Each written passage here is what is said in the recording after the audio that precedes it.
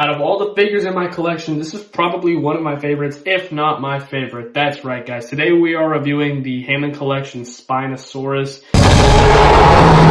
A very requested figure that has been asked for by a lot of the fans for years now, ever since Hammond Collection was made. We got literally everything but the Spinosaurus, and it's finally here. And it has been here. I'm pretty late to it, unfortunately, but I'm finally able to review it for you guys. So let's just dive right on into this.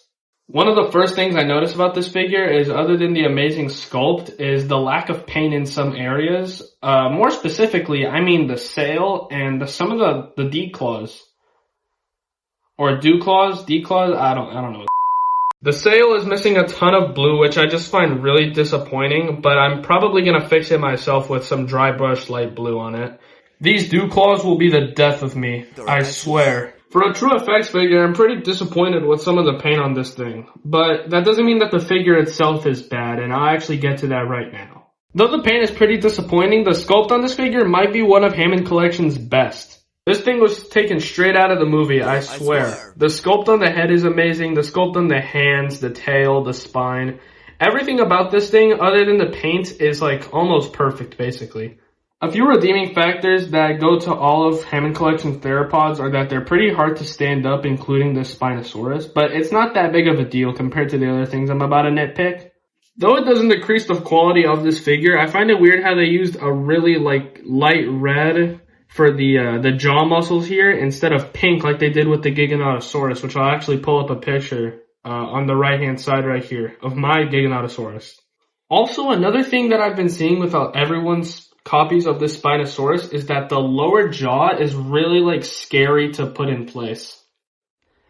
It feels like it's gonna come off, which is really scary, but I don't really think it will. It just feels that way. It is pretty nerve-wracking, and I know it's not just my copy, it's most people's copies, but I will say it's still a pretty good figure, and I do recommend this. And yes, the tongue is on a ratchet joint. Some of Mattel's recent glass eyes have been pretty bad, but this one is actually really good and might be one of my favorites so far. They nailed the green and there's no problems with the pupils.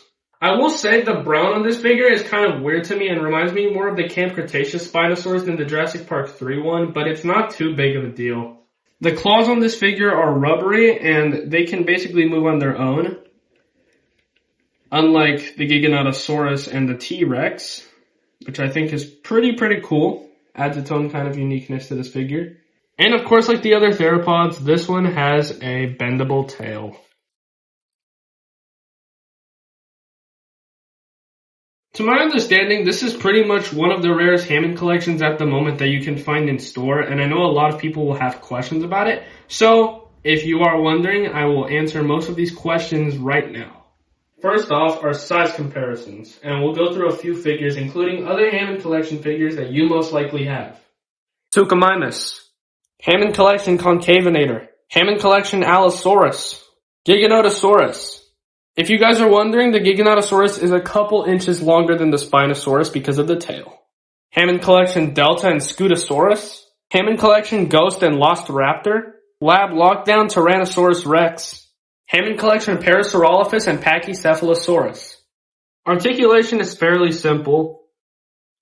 It can look up pretty far, with its neck at least, and it can look down all the way. It can look to the side a bit far, not too bad, but not too good, and also to the other side about the same.